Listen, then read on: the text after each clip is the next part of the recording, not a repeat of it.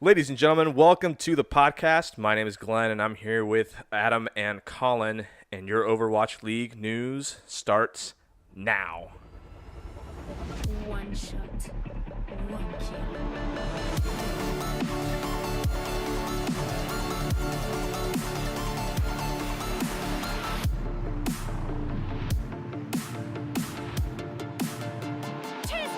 The cavalry's here.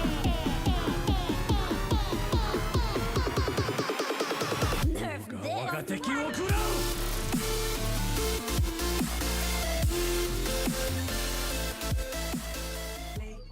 All right, everybody, welcome to the podcast. This is episode 0. Honestly, this is going to be an intro episode, so you guys kind of learn who we are, learn our experience, and really come to know us a little bit before we delve into Overwatch and the Overwatch League and get real serious about stuff. So, obviously, my name is Glenn, and I'm here with Adam. Hey, I'm Adam. And Colin. Hey, I'm Colin. Obviously, we're off to a good start. So, basically, like I said, this is going to be intro. So let's just go ahead and jump into it and talk about our Overwatch stories. Like, where did everybody get started? When did you start playing? And then who's your main? Well, it was actually Adam, I believe, who got in before any of us. I mean, we were all aware that it was a thing and that it was happening, but when the beta kind of went public for PlayStation 4, he jumped on it. Yeah, I just saw the reviews online and saw the positive reviews that all of my favorite Twitch and my favorite streamers, that they were playing Overwatch and they all enjoyed it. So I figured that I would try and get into the open beta, and from there I've been addicted ever since. It was kind of like a cast down type of thing. So he played the beta, then I played the beta, and then we both got it around opening weekend. And at the time, Glenn was living with me, and so we kind of shared Good our times. the way back, the far times. But he got into it on my copy, probably boosted my levels a good amount. So I mean, your Torb has never seen such action the way it saw when I was playing. Yeah, I mean, like, that's basically my story. I just started playing because of Colin and started playing with Adam, and then eventually Colin and I were living together, and then I moved somewhere else to an apartment and got my own PS4, and literally only got the PS4, literally bought my first PlayStation system because of Overwatch, and bought Overwatch and then started playing, and have been addicted ever since. Literally addicted. Honestly, my main is Soldier, which recently I found out everybody hates for some reason. Like, oh, you're just a Call of Duty scrub. You're just a Halo scrub. No, like, you just like to shoot. No! Soldier is the jock of the here's the thing. the Overwatch high school. Like take all the characters in Overwatch, remove all the creativity, and you have Glenn's main. Point, shoot, and then shoot rockets. I mean, that's not the only character I play, but It's your number one. It's like That's fair. I think your stats are around like 40 hours, and then your second is May with like 13 hours. and that's really funny because that was literally the first season I had started playing was all of my May hours, and I just love freezing people and everything. But I've played like Roadhog, and I play other DPS. I mostly main DPS, honestly. What's really fantastic is that in my top 3, like most played character stats, number 3 is Soldier 76, solely because you played him so much on my account. Yeah. I have not touched Soldier 76 any in quick or competitive play. It's all you, buddy. You did literally just to spite me one game, just so I could That's play. because I was proving a point that anyone could play Soldier, and apparently I was wrong. Well, I'm not quite as glamorous as playing DPS, but I usually main tanks. Yeah. Diva and Reinhardt are probably 2 of my most played characters.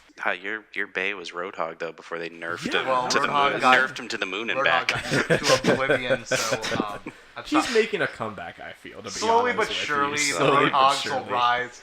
The Junkrat's monster will rise from below and come back to take his rightful spot as the one true tank. I don't know if Roadhog was in like the most recent patch notes or anything, but I know that Moira and Doomfist keep getting nerfed and nerfed. So that doesn't that's surprise me. No, that's fun. it shouldn't surprise anybody, but they're new and they're obviously like a lot of fun. Like I mean, I haven't played Moira a whole lot. Have Like you- it literally just dropped like what, last week? No, So- yeah. Have you heard what everyone's calling like a really bad nerfing of a character as soon as it like comes out? No. They're calling it doom fisting. That's hilarious. Yeah. That's Totally makes sense. Well, we are kind of like the Moira podcast. Like, our quality is just getting nerfed as we go through. Our podcast is played like DPS, even though it's supposed to be a support. It's never on the payload. That's the Moira podcast right now.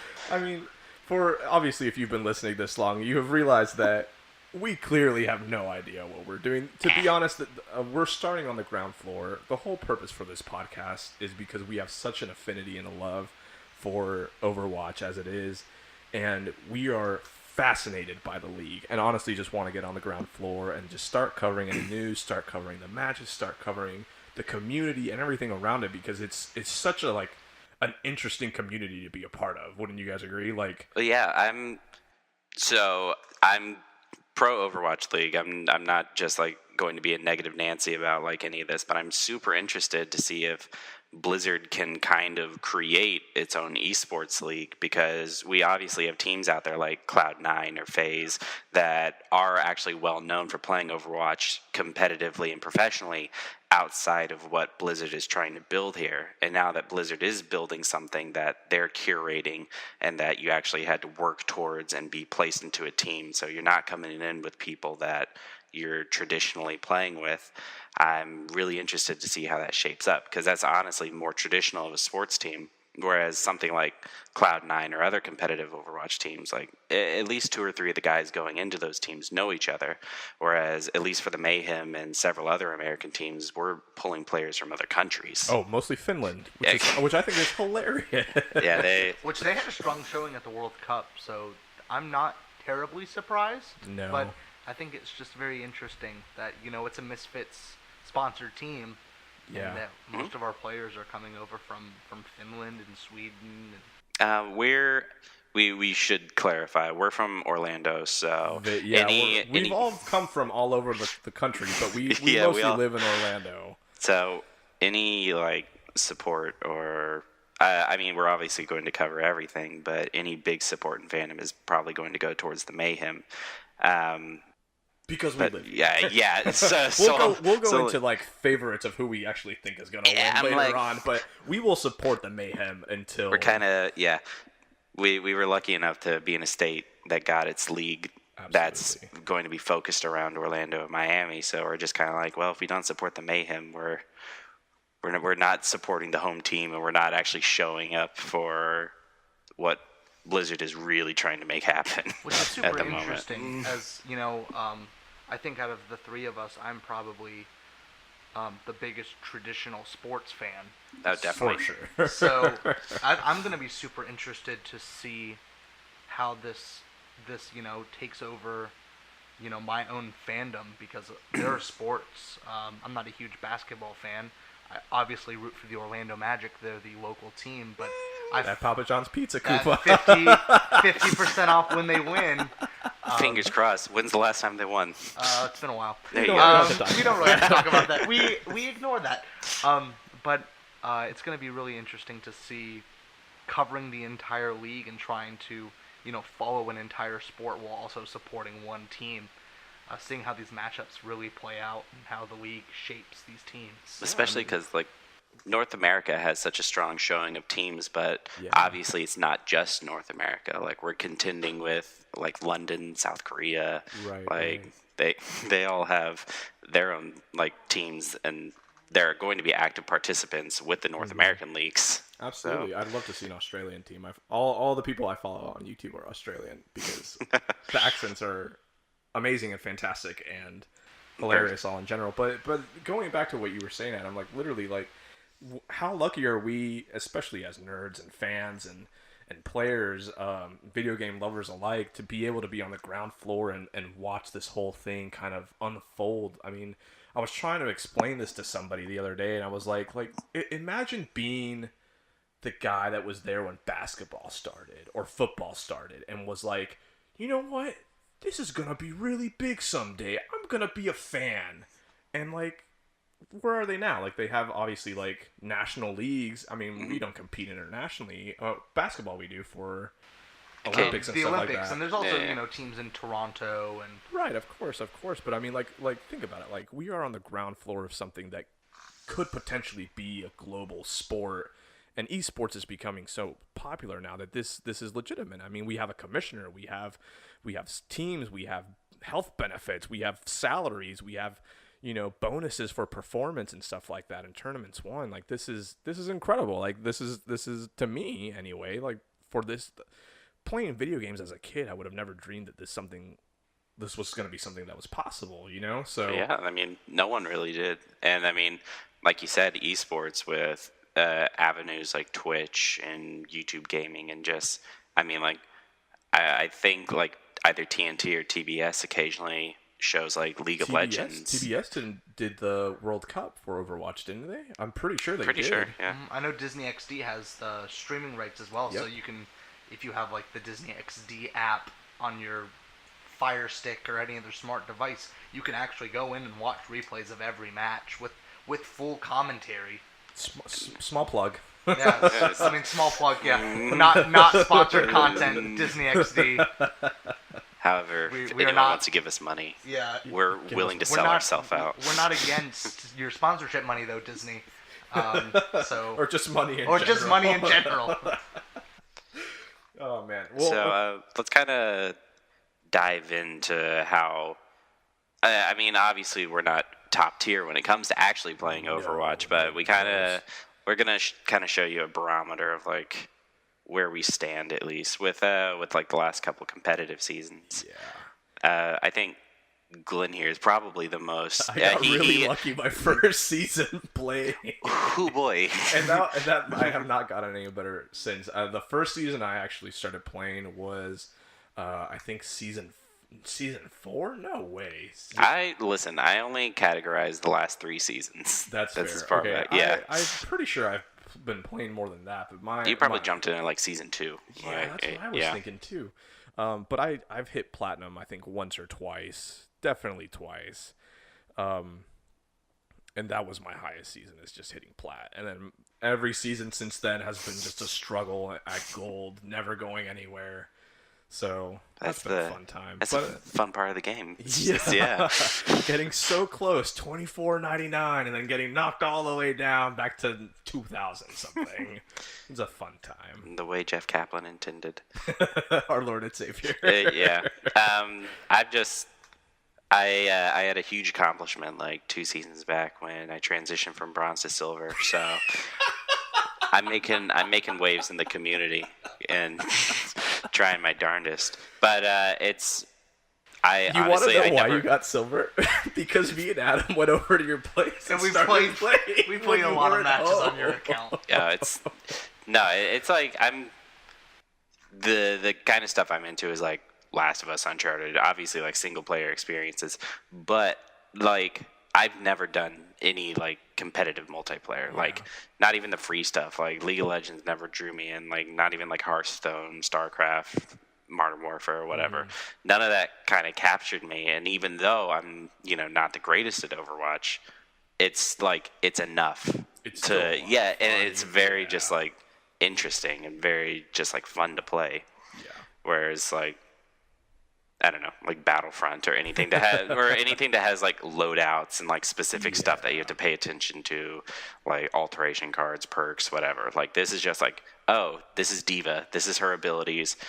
Maybe her abilities will change, but they won't change on a player-to-player basis. They're going to change universally. You know what you're getting into, and this is how you balance. Yeah, absolutely. I think that's what drew me into Overwatch so much, is that you had those tools to use, and it was just about being able to capitalize on those tools that were built into each of these characters, which I clearly have not learned how to do. You have, and I think everyone does. Like, no man is a god at every single hero at Overwatch. We all have our comfortable. Like, if you're like really good, you probably have like at least maybe like 7 or 8 that you're comfortable playing, and then like to be 4. Able to switch and adapt. Well, to whatever your team is. Like 1 per and category. That's just a casual, I think. Like that's a casual. Nobody game, wants to be the insta-lock Hanzo. Like, that's not what you want. But Yeah.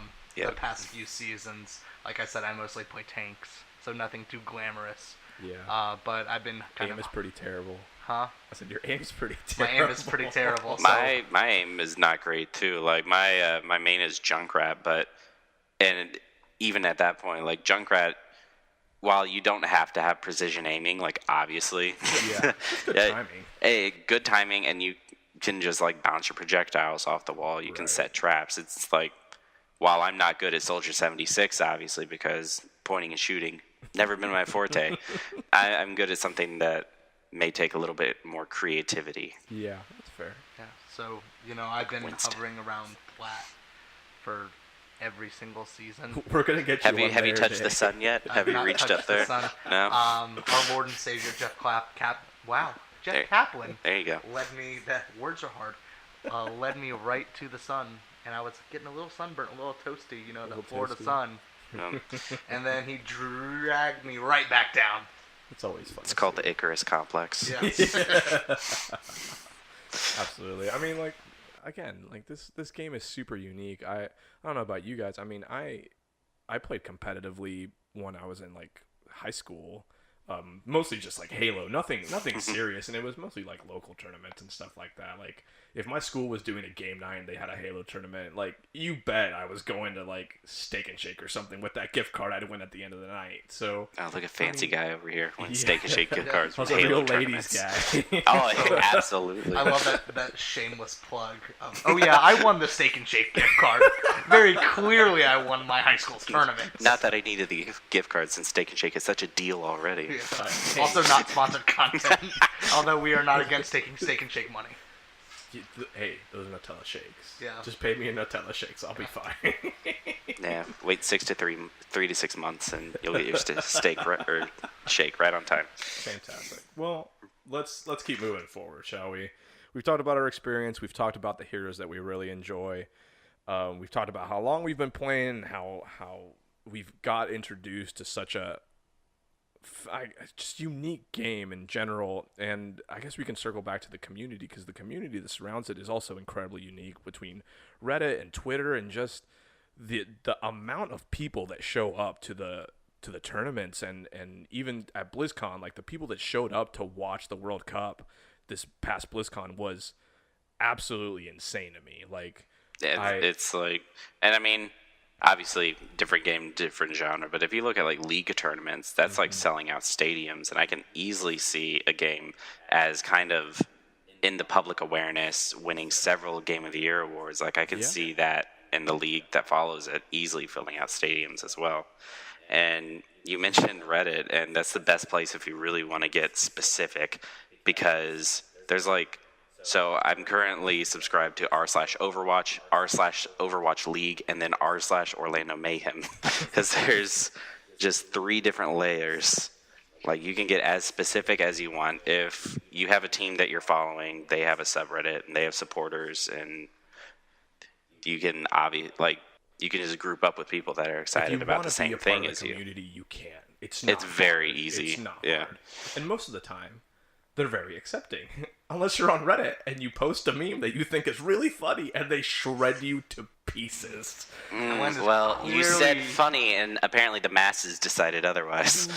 Glenn is clearly not speaking from experience. No, absolutely not. Everyone loves his jokes and his memes, and they're all very funny. You keep doing you, Glenn. I put a lot of work into it. Okay. It's really sad.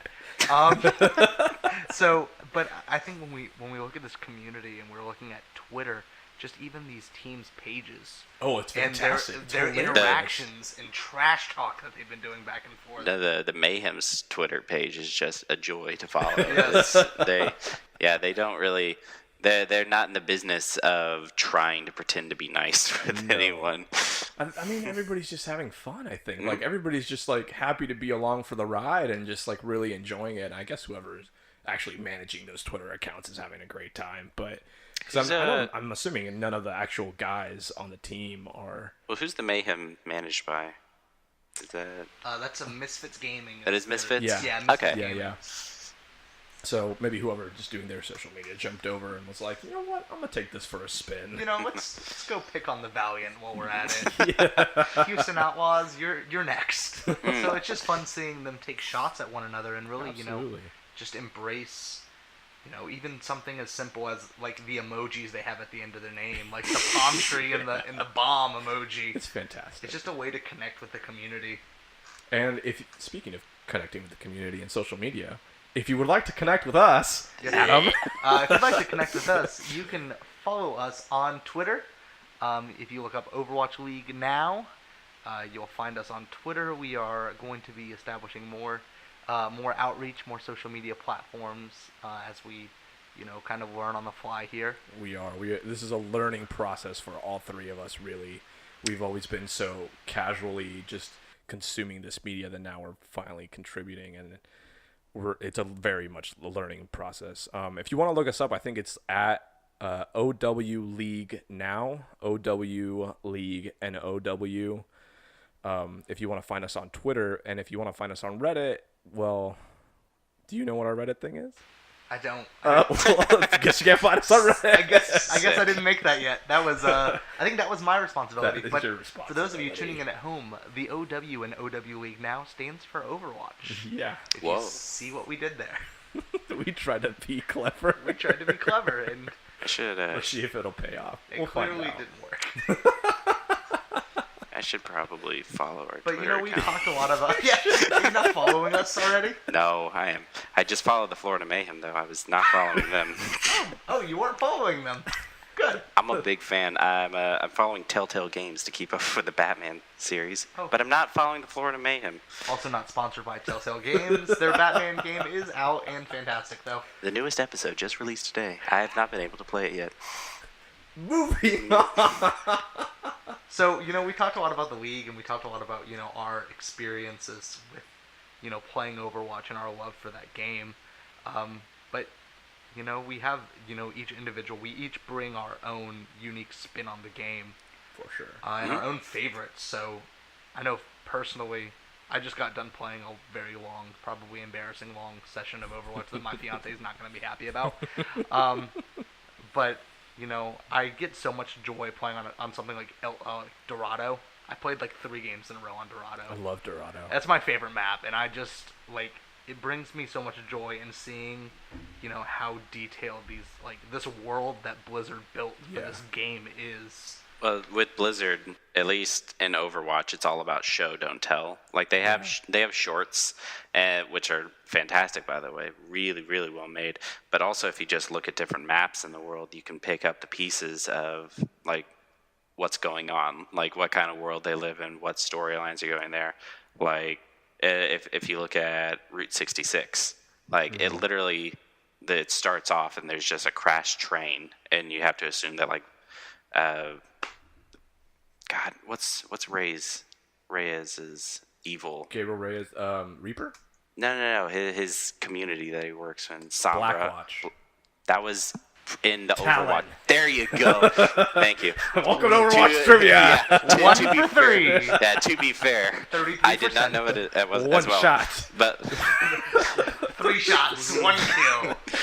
But that visual storytelling of like seeing the train that Talon probably took down and knowing that the payload you're moving obviously came from that train, Right. and just getting it to one location, it's like, and obviously before Doomfist was introduced, like actually moving his fist Yeah, in absolutely. Numbani, and then coming back after the update and his fist was missing and the airport was in ruins. It's just Blizzard really knows how to tell a story without putting out like a 6-paragraph lore piece on their wiki. Which, if you want to read the lore is fantastic. I actually picked up the comic anthology that they release, and it's hardback and everything. It's beautiful. The art is fantastic, and it translates the stories, and it gives all the characters depth and dimension and the backgrounds and everything. Because like before, it was just like playing a game. Like I didn't understand the cutscenes or the comics or anything, and it just adds so much to this game. Just like you're not just playing like a random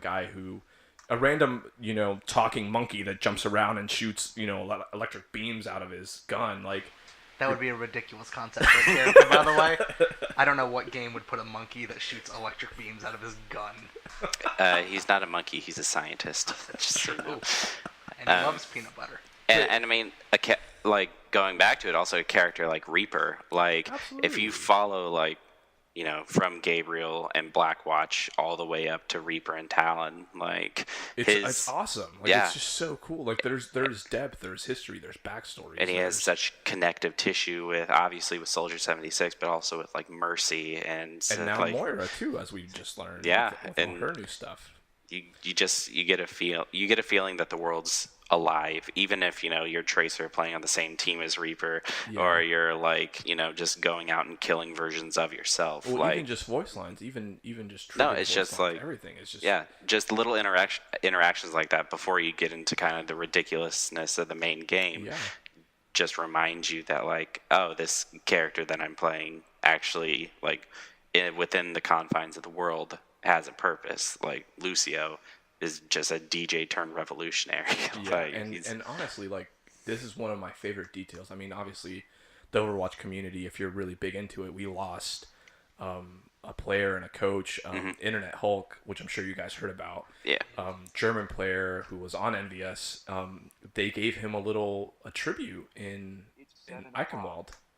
On one of the posters, on one of the Crusader posters, they put like an I Heart DH. His name was Dennis Howell. I'm sure I butchered that last name. I'm so sorry. But, I mean, even Overwatch, like, genuinely being an active participant in the community that it's created, like, that's just incredible. Like, just small details like that. This game is just so like, has so much love put into it, and obviously so much love is being thrown into it by the community and everything. It's just incredible. Yeah, and that's not even the first time Blizzard has done something like that. Like on Lijiang Tower, if you look at like the spacesuits, like underneath one of the spacesuits is the name of a kid that was like really excited for the game to come out, and he died before he was able to play it. So Blizzard is always kind of paying attention to the community and paying attention to just what's working within it and what's happening. Like, we joked about Jeff Kaplan, but I mean, he's active. The community managers are really active, and a lot of the patch notes and updates and just stuff on the PTR. It's face to face. Like, most of the time, like, this stuff doesn't get announced, and we see Jeff doing patch notes all the time. Like, it's great. It's part of it. Yeah, occasionally it just comes out on the Overwatch like YouTube channel, and he'll just talk us through what different like damage boosts and updates are going on. Yeah. Cool. Well, we talked about the community. We've talked about our heroes, some of our heroes. We'll go more in depth into heroes maybe later on in the podcast. And we've talked a little bit about maps, just abilities, ultimates. Do you guys have any favorite ultimates? I don't like Horizon Lunar Colony. That's a map. I know it is a map. I just had to get that out there. Okay, fair enough. 4 shots, 1 kill. When it comes to ults, there's some that I like in concept. Like, I love D.Va ejecting out of her mech and like sending it into whatever area, even if it's kind of like a little bit weaker now and it doesn't do as much as he wanted to. Just that visualization of hitting the booster button, like and jumping out and just sending it in. I'm gonna be honest with you guys. The first time I played D.Va and got that ult, I was like, I had seen it happen. I had been playing Soldier this entire time and had seen a D.Va do it, and started playing D.Va. I was like, I'm gonna get a quintuple kill from sending this ult in, and literally just hit the button and it popped her out, and I was like, why didn't it move? Why didn't it go? Why didn't this happen? And it immediately got destroyed. Because that was before D.Va was shielded, right? Like, that's that's a rude awakening when your own mech kills you. I know. But you learn, just hard lessons here that we're learning. So, and including this podcast, there are going to be a lot of hard lessons that we learn as we there you go, buddy. As we move along. Hey, English is hard. 5 shots, 1 kill. I think that probably if we're talking about ults, I mean, I obviously love D.Va's ult, but Lucio's sound barrier. Yes. I love Lucio's sound Break barrier. it down. I've always felt it was like so temporary, but then as you go on through the game, you learn that sound barrier is the ultimate ults counter. If you're sending in a Riptire and you're sending it into a group of 4 and that Lucio hits his ult, you're not doing anything. Yeah. It's also so much fun to play Lucio. I mean, it just his voice lines and the way that he talks to you while you're playing the game. Even just the character mechanics in general. Speed. Like, it's so much fun. Much fun. I can't play Lucio and not just have like a 15-foot smile on my face. Like, everyone could be yelling at me to switch off Lucio because I'm not doing great, but I'm like, but I'm skating on walls. Look at how fast I'm going. Look, I'm trying to boop this guy. It's not working, but I'm trying. I gotta say my favorite ult is Zarya. Like, if you have a Zarya on your team, like, you are set. That Grav and then literally any other ult. Well, I think that makes her ult extremely interesting is because her ult is, like, good enough on its own. Like, maybe you're keeping someone away from the point so you have enough time to capture it or whatever. Mm-hmm. But it does work best, like you said, when teamwork, when teamwork is going on. The point of the game. Like, exactly. If you don't work with your team and you try to be a solo rogue Genji, absolutely doing nothing and just, trying to get the Mercy but never and getting killed by the Mercy, then hey, battle Mercies are no joke. No, especially now, especially with Valkyrie. That's Valkyrie. But I'm just saying, like, if you go rogue, you're not playing the game right. That's one way to play the game, but this is a team game, which is why I love playing with you guys. I mean, like, we're a 3-spot. Like, I'm always shocked that I usually have gold on objective time. Like, I feel like I feel like objective time should be that's your role in the game. I feel like objective time should be the easiest thing in the world to do. Like, if you're having your own little, like, I'm a Junkrat main, admittedly, but if you're having your own, like, little Junkrat main adventures out in the far corners trying to 1v1 a Genji, and you're suddenly in overtime, you're not going to get to the point quick enough. And if everyone else is having their side adventures or they've died on the point, there's obviously nothing you can do. And it's just, I feel like that's, like, so much of Overwatch is teamwork. Absolutely. Like, you can solo queue and you can obviously have fun just because it's a fun game to play. But if you want to get the most out of it, you have to communicate. Absolutely. I think that is why I'm so interested in this league. Very clearly, having heard us, talk about our game experiences for the last half hour, none of us are professionals. None of us are semi-professionals. None of us are even close to being, resembling a professional. But we have a lot of fun with the game, and it's always super interesting to see people whose abilities just bewilder you. Oh yeah, I'm pretty sure. Just a fundamental understanding of mechanics. They're playing a completely different game than we play. I'm pretty sure I saw a diamond character once in a game we were playing. During our placement match. It was like a unicorn out in the wild where I knew that my silver was not going to get me anywhere. No, I remember that. We were playing Lucio Ball. That doesn't count. Yeah, that was Lucio Ball, buddy. No, listen, it happened in one competitive match as well, but Lucio Ball was insane when it came to competitive, scoring. You know what we need? We need competitive Lucio Ball. That's where that was we something were really good at. We had it for a season, but like an angel's kiss, it was gone. It left. And I never felt more proud than, like, actually being like, look at me, this competitive score doesn't matter, but it looks a lot better than my actual competitive score. Yeah. Oh, man. Okay, well, what do we have left to cover? We've covered maps, we've covered ults, we covered characters, we've touched on the community, where you can reach us on Twitter. There's just OW League Now. There's just one word left. OW stands for Overwatch, by the way. There you go. And now stands for now. There's one word left on there, and all it says is competitive. So, how do we want to interpret that? No, that we already talked about. We talked about how uncompetitive we are.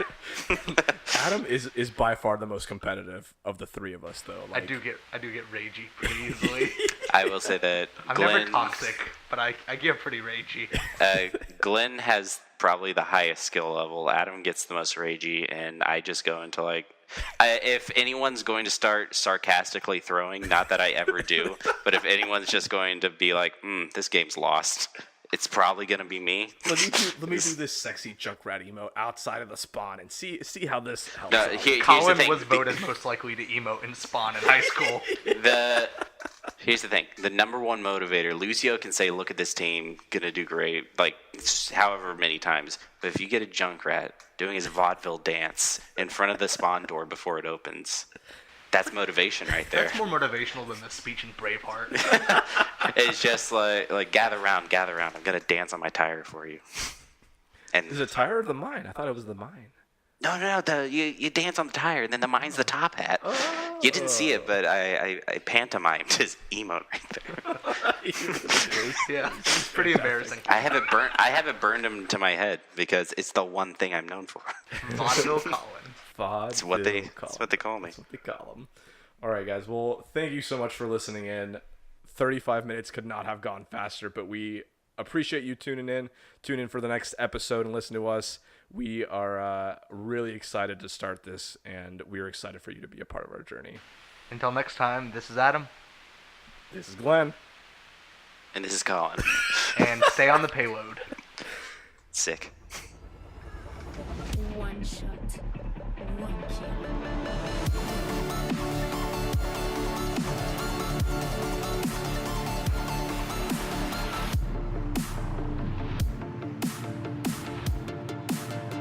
Cheers up, the cavalry say.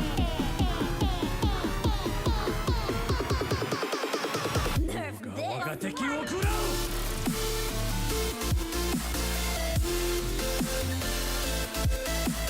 Play of the game.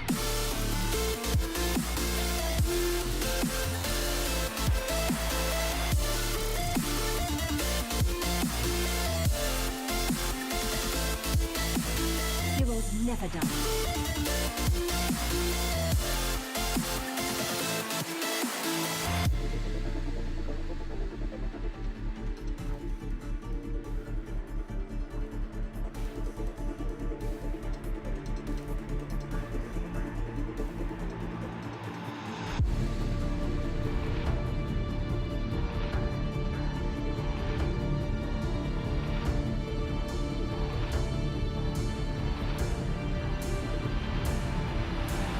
I've got you in my sights.